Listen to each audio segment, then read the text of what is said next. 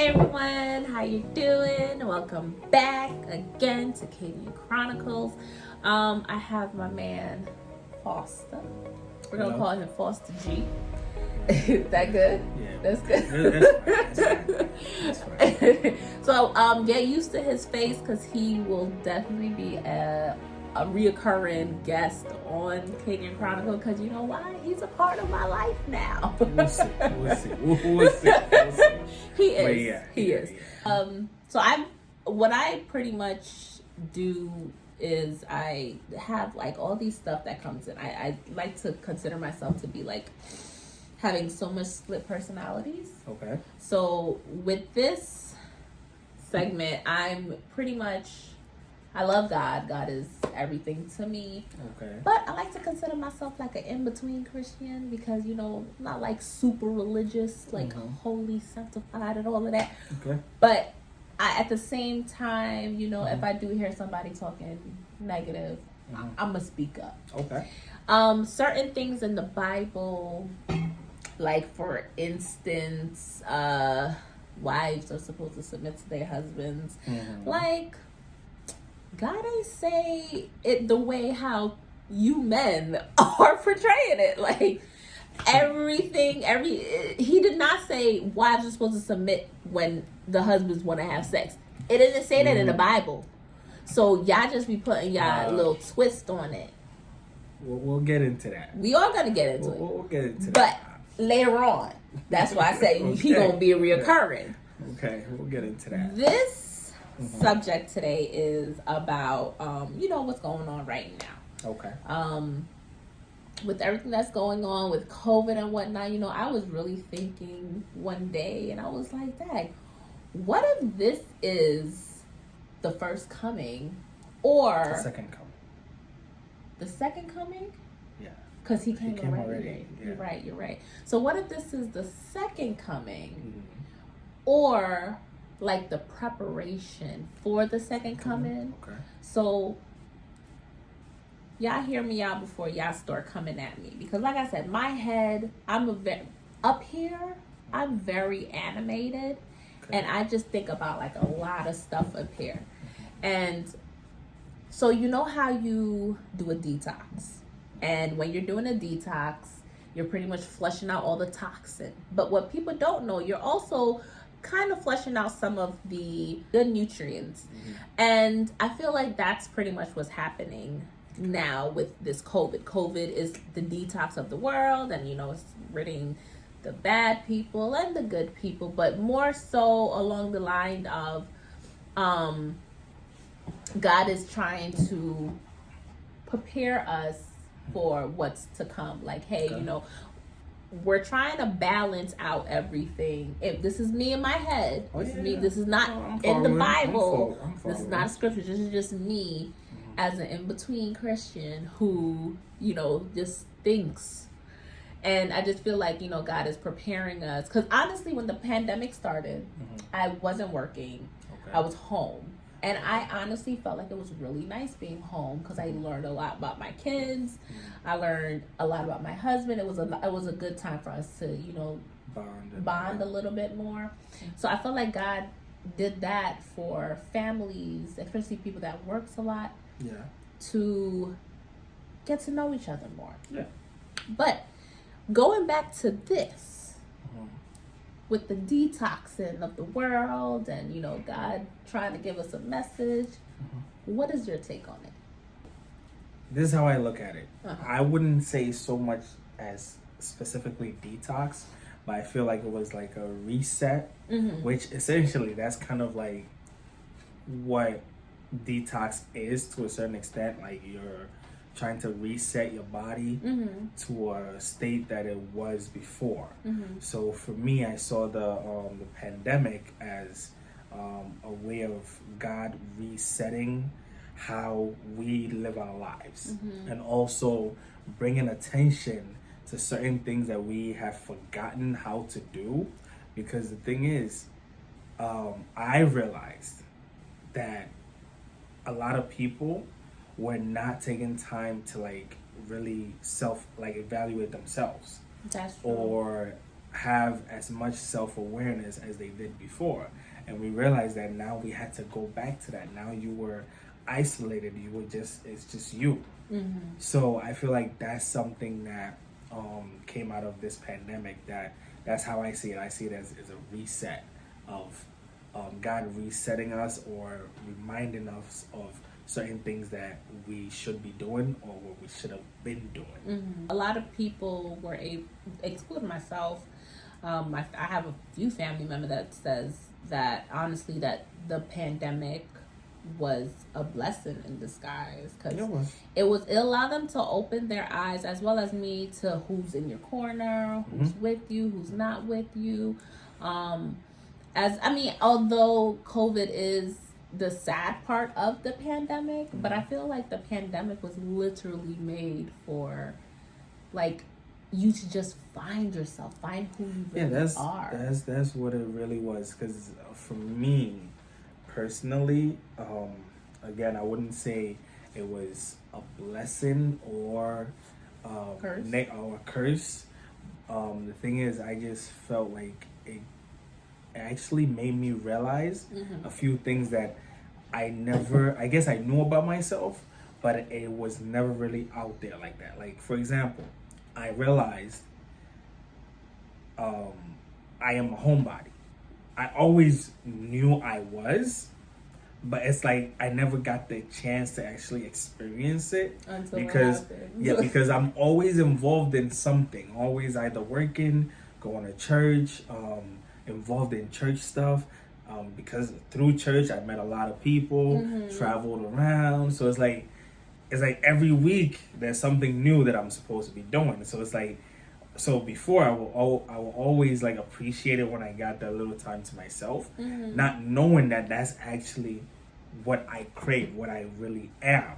So this whole thing with the pandemic where we weren't going out, like, we weren't having gatherings and stuff, restaurants were closed, movie theaters were closed and everything like that, and now you have streaming services showing you the movies, and I realized like I actually appreciate watching the movie in my bed as opposed to going to a movie theater, standing in a long line, and like mixed with a whole lot of people. This person is making this noise. This person is I realized like I could actually stay home literally for like 3 months, not step foot outside, and not even feel away, and not feel any type of way. Even feel I got my food coming out. If I go outside, it's just to go get food, come back right back in, and I'm good. Facts. So I realized that about myself, and then other people realize the other way. They cannot survive being at home. Like I see so many people like that. So for me it was that's what made me realize nothing major, but it really helped. But the only thing is, now that I am home, I find myself finding it hard to go anywhere. Like, honestly, it's literally home work. Home work. I don't really care to go anywhere else. Like, there was a baby shower that was supposed to happen. I was actually attempting to go, but my husband was the one that was like, nah, what, with this whole COVID thing going on, and we had just got over COVID. He was like, nah, let's not go. And I was quick to be like, okay, because it's like, it's not hurting me. Somebody was saying they going to the movies. Why? You could buy it on demand. It's just it makes no sense to me now. Like, honestly, but here's the thing though. So this is where I kind of want things to go back to the way it was, because my main concern is people's livelihood. Right? Because you gotta understand, the movie theaters that we were going to was employing certain people. Got it. Right? It would be extremely sad for me if now those people have to be permanently like out of a job. That movie theater as a whole is a business that belongs to somebody. So like I have this whole thing where it's like, for me, like people are like, oh, you gotta eat at home all the time, you gotta cook and all that, and I'm like, listen. God does everything for a reason, okay? if you're eating at home every single day, you're putting that restaurant out of business. They gotta make money somehow. You understand? So it's like, yes, you eat at home, but then every once in a while you gotta share the wealth. You got the money available, go out to a restaurant, treat yourself. All of these things were created for a reason. So once you try to like take some of it away, then you end up, believe it or not, affecting other people. So that's the issue. I don't have an issue with the movies opening and stuff. Yeah. It's just a preference for me, honestly, because the only way for the movie to truly come back is that they take it off the option of downloading on demand. Oh yeah, and they will, or whatnot. And I honestly feel that's only going to happen if they fully open back everything.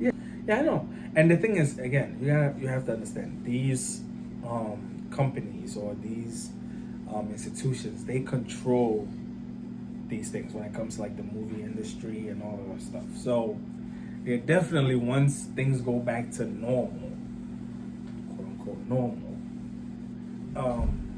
they're definitely gonna roll back that whole what is it called, premiering video movies online and all that stuff. They already even started, because I saw this trailer for a movie. I forgot the name of it, but the movie is not showing on demand or anything like that. It is going to theaters.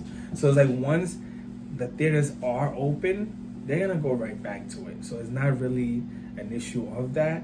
And this is the reason why I even say like now it's like even a blessing in disguise, right? Because now what then happens is those streaming channels like HBO Max and all those things that came out and then immediately started premiering movies on there. Now they are going to move away from premiering the movies there immediately. What they would do is they'll still take it to movies, right? Movie theaters, and then they might premiere it at a later date. Or also they will actually create other content to put it there, because they're not just going to get rid of it. They're making money off of it. So they'll just create more content to put there. So it's like, that's why I feel like the recovery is going to be like spectacular, honestly. It's going to be something else. So going back to this detox that this analogy of a detox of the world that I was talking about. Now, in the Bible, it does talk about God. No one knows when or how he's coming. If he's coming in like a blink of an eye.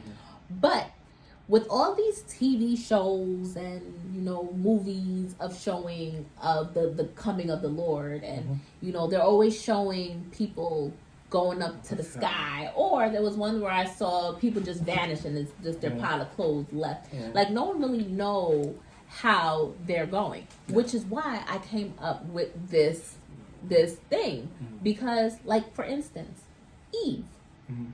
Ain't nobody said in the Bible that Eve ate an apple. It said Eve ate a fruit. Yeah. But man turned it into an apple. Yeah, I know.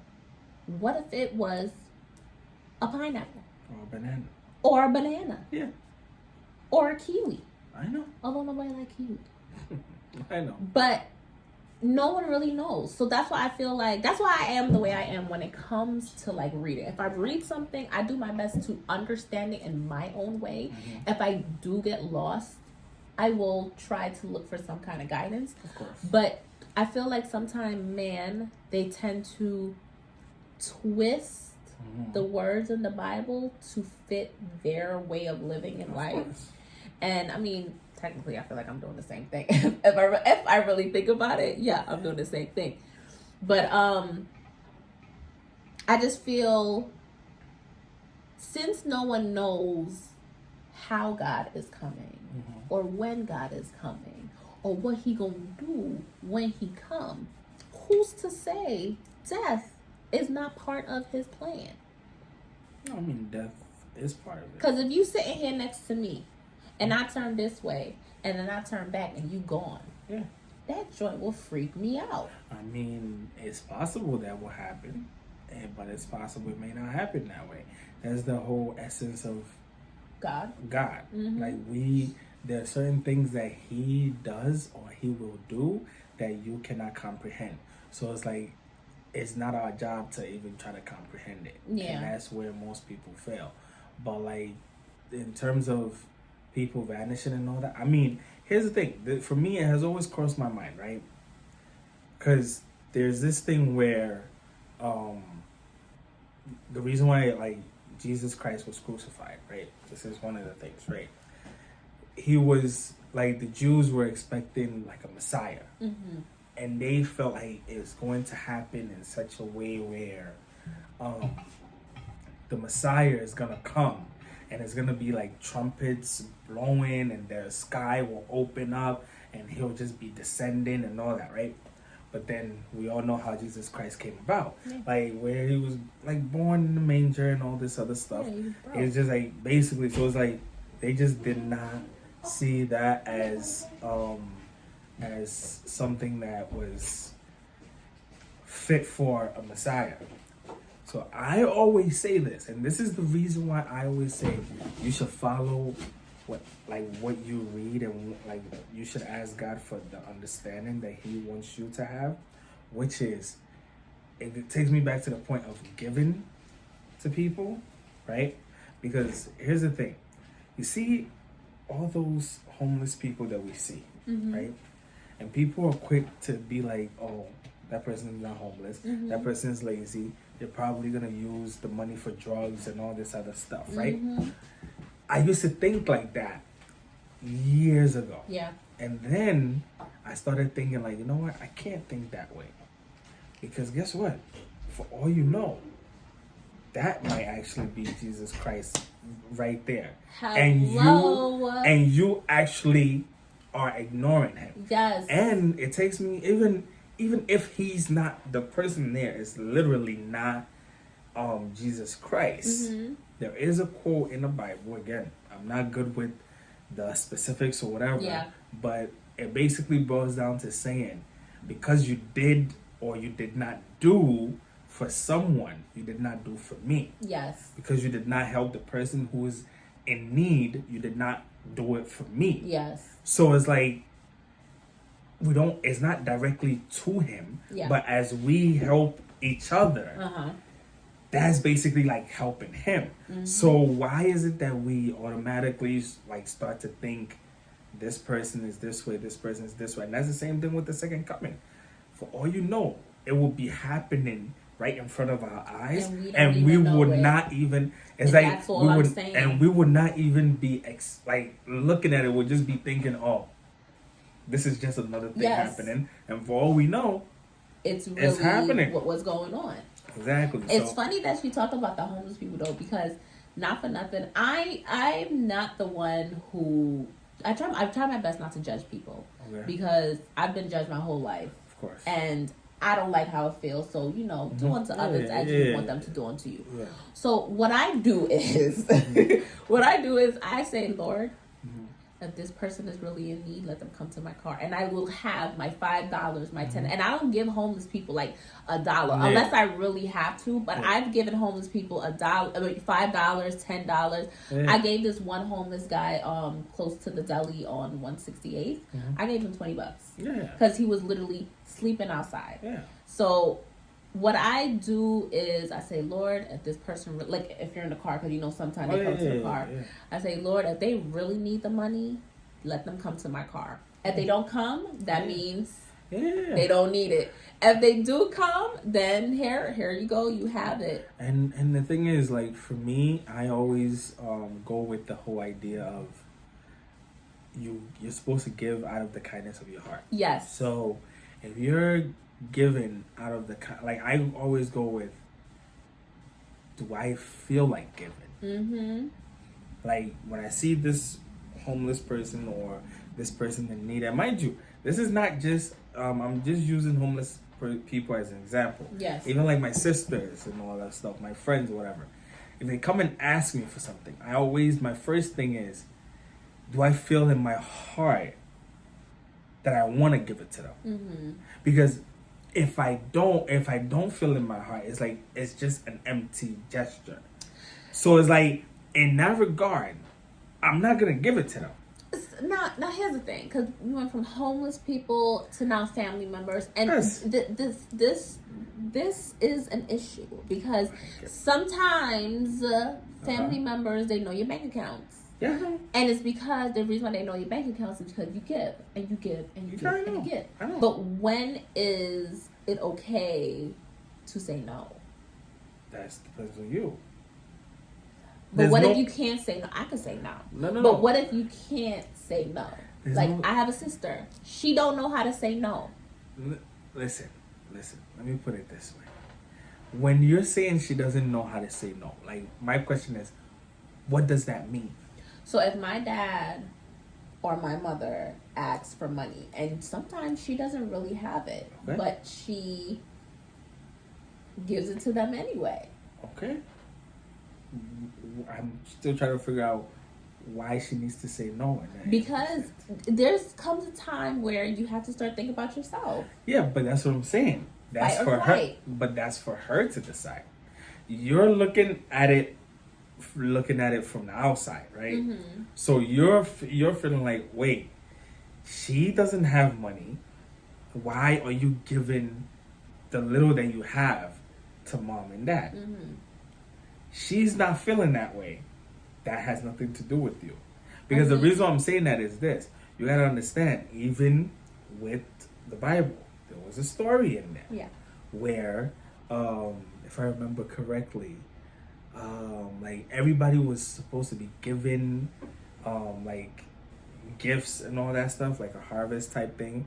And then people, like people who had a lot would come and give like maybe like 10% of whatever they had. Yeah. But then there was a woman who it was her last like coins. Mm-hmm. And it was said in the Bible that there's more blessing in that because Jesus Christ knows that person is really struggling. Exactly, because let's be honest. If I have $100,000, if you come and ask me for $1,000, mm-hmm. and I give you $1,000, I ain't really losing nothing. Like I'm not. It's like it's not really. I'm not saying it's not given. It is. Mm-hmm. You're given, and that's where it comes from, the kindness of your heart. Mm-hmm. But your how do I say this? Your generosity is truly tested when you don't have enough to give, and you're still willing. Willing to give.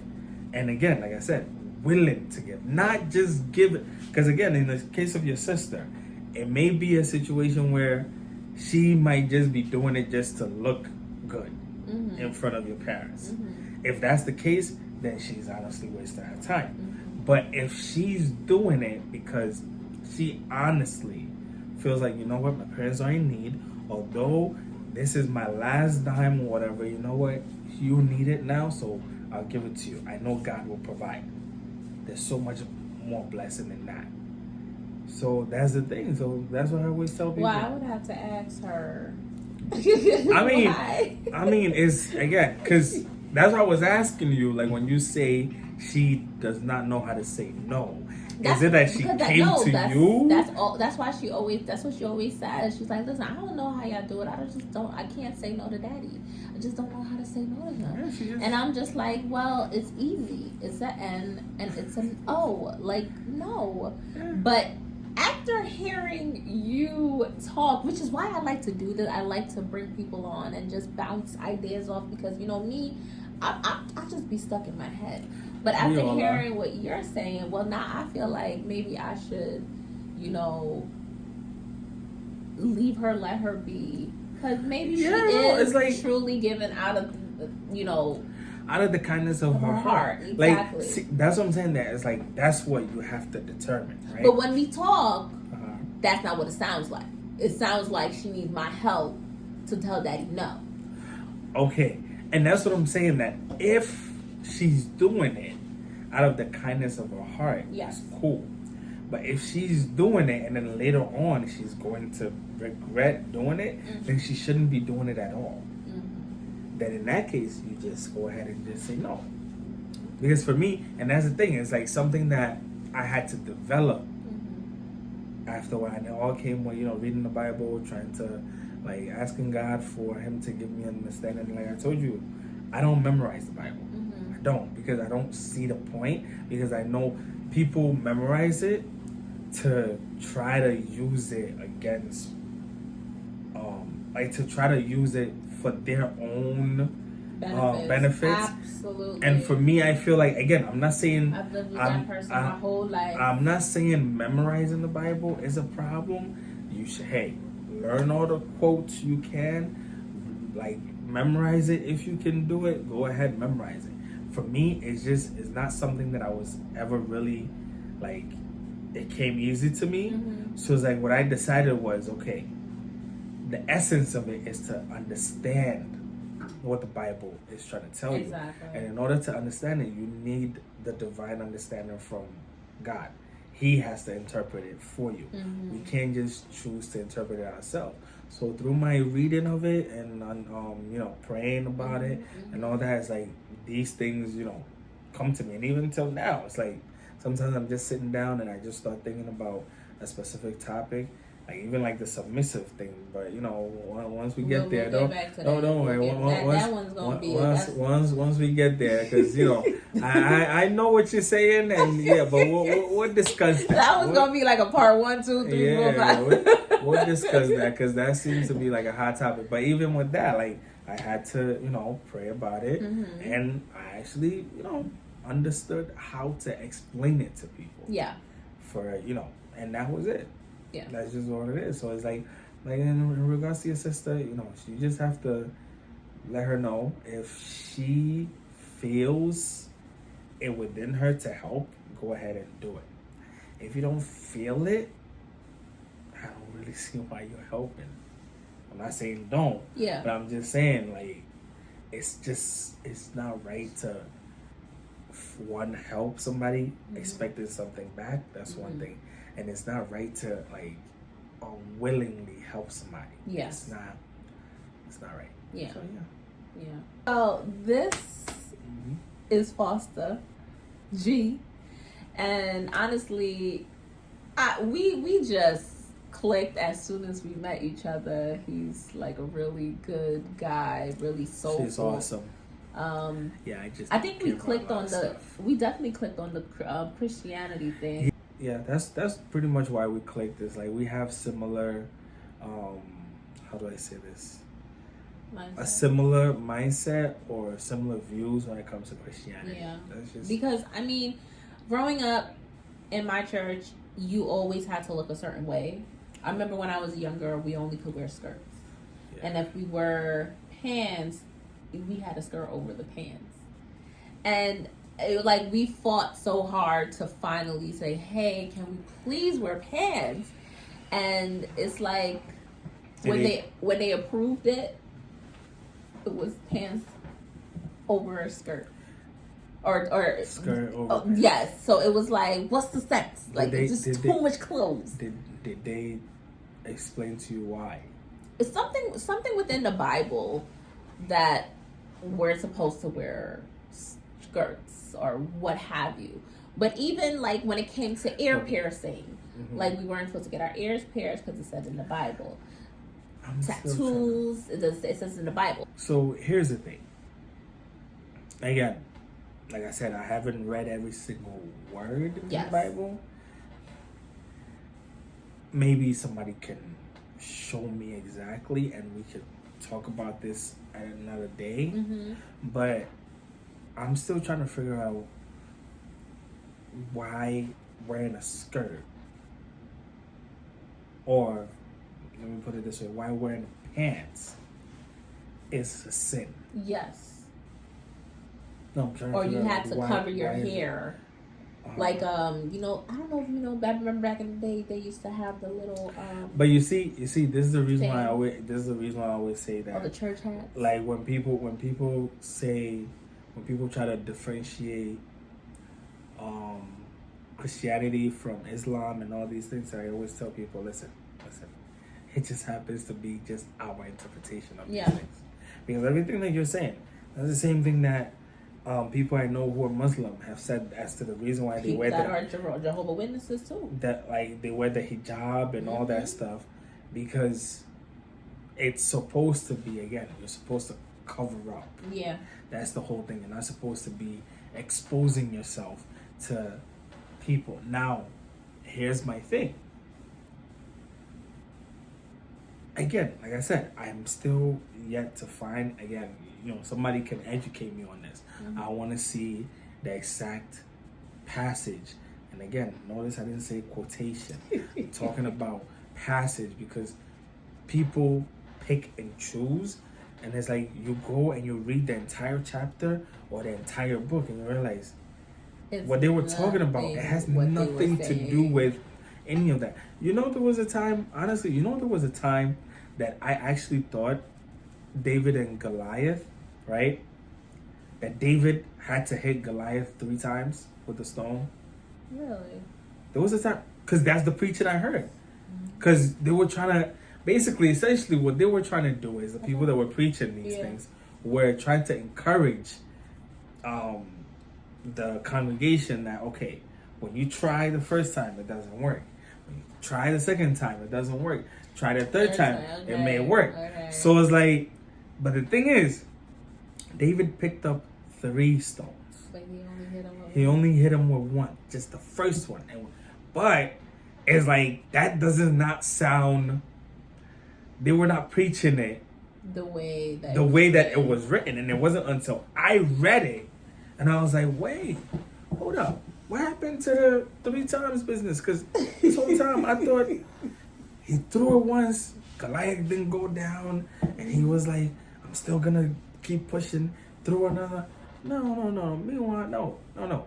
He just hit him once and Goliath went down. He went down. That's just all it was. There was no 3 times, no go come back. And I was like, you see, they use it to meet their narrative. And I'm like, you could at the same time use the message just like it is to actually encourage somebody that when God got your back, you ain't even gotta try 3 times. Exactly. That's what the they first shot. Said. That's it. God got you on the first try. Yeah, but you see, the thing is, when they say that, and then you as the human being, you go and you try, and it don't work out, then they look some type of way. No. So that's but it don't work out because you didn't trust and believe. But that's what I'm saying. No. It's not even like you didn't trust and believe. First of all, you can trust all you want. If something is not meant for you, it ain't meant for you. Okay. It's like, so it's like, Amen. But it's like they keep trying to, like, they were trying to find ways to, like, they look at what people were going through, what will most likely encourage people, and that's what they try to, tell. And that's, for me, that's the reason why I always found it that you have to read the word for yourself. Okay. Because if not, people are just going to lie to you. They're just going to deceive you. Yeah.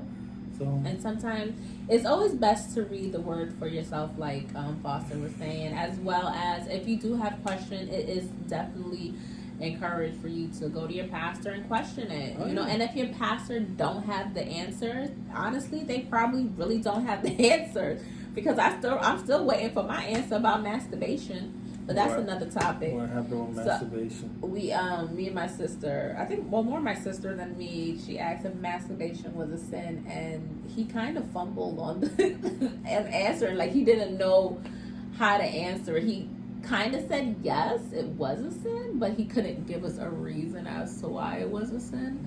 We'll talk about that. Yeah. It is a sin. It is a sin. Yes, because I think it's a sin